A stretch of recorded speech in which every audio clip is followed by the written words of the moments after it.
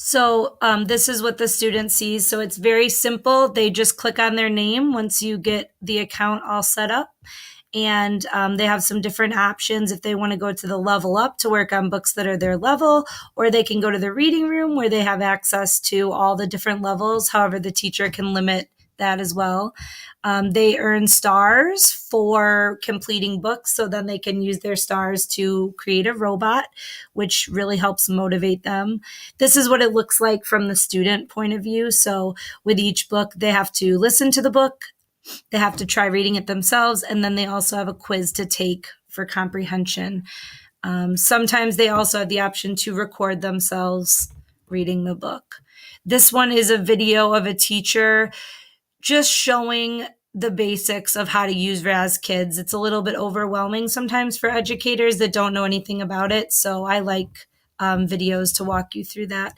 I found an article from the journal written about how awesome Raz Kids is and how it's one of the top 3 tech tools to boost early literacy. So I thought that would be an awesome resource for teachers who are thinking about using it. And then also a link to the Raz Kids website for more information, or if you would like to have a free trial. So those were all of the literacy tech tools. And then I had one more resource that I put under the homeschool connection tech tools, and this is Class Dojo. Class Dojo is basically a way for teachers to connect with the students and also with the parents if they want to. And I broke it down into 3 main components. There's behavior management, class and student stories, and also messaging. So all of it is free and they all serve a different purpose. So you don't have to use all of them. You can only use one, or you can use all of them. It doesn't matter.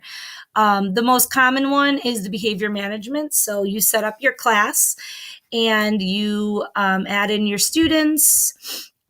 I walk you through the steps right here. This is kind of a resource I created. So just how to go to settings, edit class, you add your students. You can connect your parents if you would like to, and then also walks them through adding the positive skills and the negative skills. Teachers can put in whatever they want for this. So it's awesome. They can customize it for exactly what they need. And then also how to share it with other teachers in their school. So when your students go to specials, the specials teachers can use Dojo as well. I also put a video in here. This is a cute little video. You can actually use it to show your students the first day that you try Dojo so that they kind of understand what it is. So that's the class management part of Dojo. I also found a great resource for people just getting started if they know they want to try it, but they're not exactly sure how it's going to look in their classroom. I found a resource of just some good ideas from other teachers. Another feature of Dojo is the messaging feature. That's a pretty simple feature. If you do connect your parents in this step, those parents will have access to messaging you. And I also put in there, you can set quiet hours so that after 5 p.m., the parents can't contact you. That's all up to the teacher. And then stories is another component of Dojo. So there's a class story, and that's what the teacher posts. Each teacher posts different things, but they post pictures of kids working, or pictures of notes or activities that you do in the classroom, field trips that are coming up, things like that. The class story is kind of like an Instagram feed. And then the students each have their own stories as well. And again, this is totally optional. You don't have to use this feature, but if you want, the teacher can tag students. And when they're tagged in a photo, it just goes only on their student story. So only that student, the teacher, and if a parent is connected, those are the only people that can see what's on the stories. And I think one of the best parts of the student stories is that the students can add whatever they want to their story, and it becomes kind of like a student portfolio of work that they're proud of. I also linked a quick instruction sheet for teachers on how to get students posting on their own stories.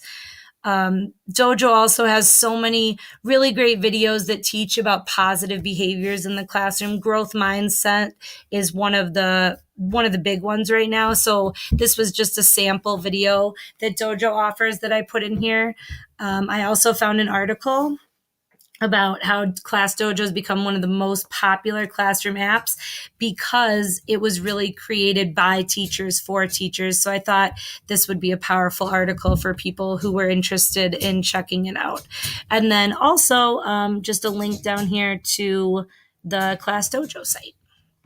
So those are all my tools on the website that I created. I also included a resources tab for the class, just so I have all my resources in there as well.